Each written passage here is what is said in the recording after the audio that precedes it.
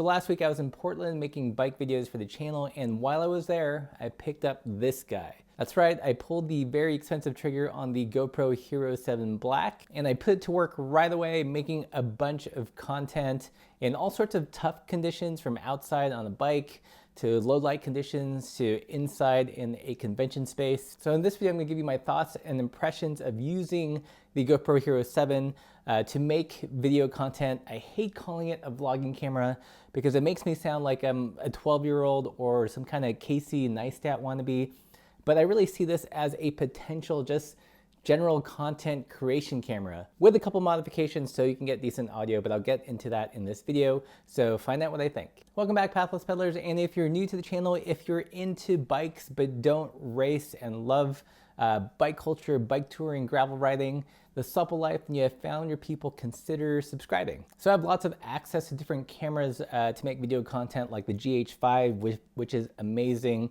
But surprisingly, a lot of the videos I shoot, I don't know if you guys are aware of this, I actually shoot with GoPros.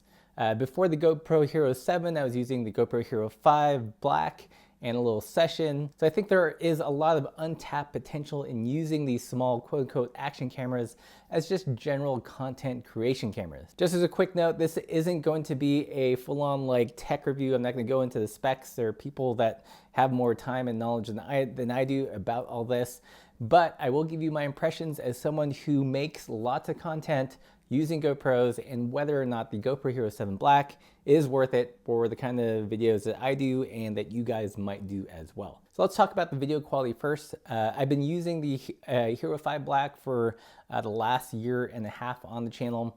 And I will admit the GoPro Hero 7 is noticeably better. It feels a little bit more saturated, which is good and bad. I feel like some skin tones can come off as a little orange. Probably the thing I like best about just general image quality was its ability to shoot in fairly low light conditions without the image completely falling apart. There were a couple instances where I was making videos early in the morning, the sun hadn't risen quite yet, so it was dark, and if I'd shot that with the GoPro Hero 5, it'd be a lot noisier. Not to say that it was noise-free, but it was definitely more usable footage. Also in our Chris King video, when I was doing pieces to camera and interviewing the frame builders, it was an indoor space, generally well lit, but some definite dark corners.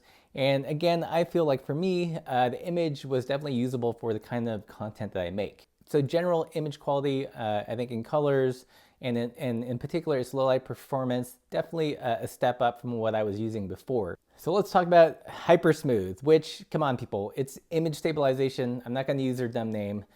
Is image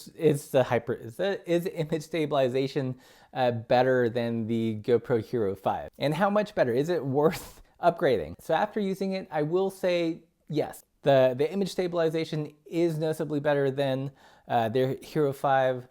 There were lots of instances when I was doing a piece to camera while I was walking, or I was filming Toffer or riding next to Toffer in the videos, and it was surprisingly smooth. It really cut down on kind of the up and down bobbing motion that I would get in the GoPro Hero 5 Black and even the GoPro Hero Session. I'd say in those instances, in the walking piece to camera, it could generally replace a gimbal. I don't know, it probably won't replace a gimbal in like true action sports situations, but in those instances it worked pretty well. You can do a super smooth pan as if you were on a tripod just by hand holding it, or even kind of a quasi slider shot, again with your body. So I definitely think that is much improved, and if you don't have a GoPro yet, and you have a choice between the 5 or the 6 or the 7, definitely go for the 7. And if you have a 5 like I did and are wondering if it's worth the upgrade, for the stabilization alone, probably not, but again, with that improved image quality and the stabilization, then I think yes, it would be worth an upgrade. So my biggest point of contention with GoPros, especially since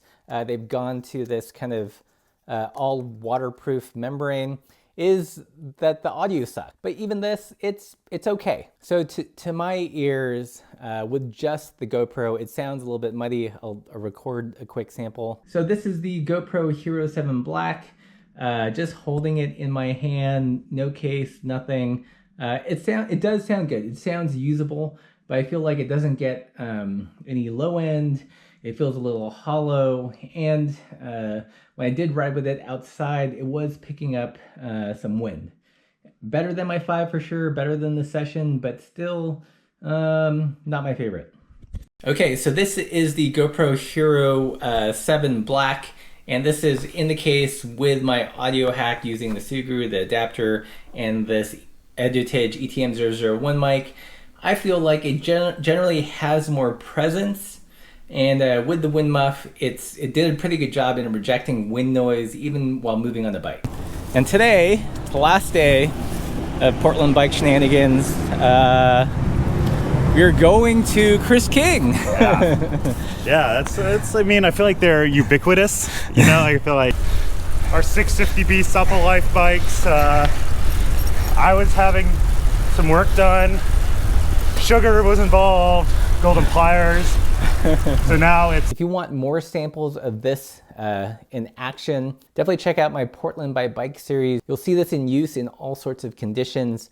You know, walking on a bike, indoors with lots of noise, outdoors where it's just myself or Toffer. And you can really see that this mic hack really transforms this GoPro from just an action camera to a general purpose camera, a camera that I can feel confident shooting A-roll for YouTube content. I think if you look up GoPro Hero 7 and vlogging, you're gonna see people do this. They're gonna get the aluminum case, which I used in the past, you know, not knocking it, and then they're gonna stick this big Rode Video Micro, and when you see their samples, you're gonna see this furry thing in the frame. Don't do that. This is dumb. This is truly dumb. Instead, I highly recommend, if you're gonna do any kind of video creation, look up our GoPro video hack.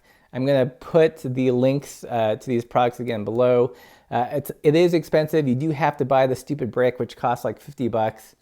But everything else is really inexpensive, and at the end product, you have a super compact camera that you can do piece to cameras with while you're moving, while you're walking. People are less intimidated when you put this in their face and, you know, make them make word sounds for your videos. So the GoPro Hero 7 Black, by itself, a good camera. Kind of teetering on a great camera. Probably the best GoPro, I will give them that. But with our audio hack, it really transforms it into an A-cam, general purpose camera. I'm not gonna say the word vlogging camera, but a vlogging camera. And with the improved audio, the in-body stabilization, and the better low light performance, this really becomes a more usable camera, even in 2018 for the YouTube. One other thing to note about the audio is that if you have the GoPro Hero 5 or the GoPro Hero 6 and you use an external mic, sometimes when you use one-touch recording, that's when you just hit the record button, it turns on, to automatically start shooting video. Sometimes it won't record the audio. And currently with the GoPro Hero 7 Black, one-touch recording and the external microphone does work. So yay, finally. Those are the things I like about the GoPro Hero 7 Black, but there are a couple things I definitely do not like. And let's go back to audio.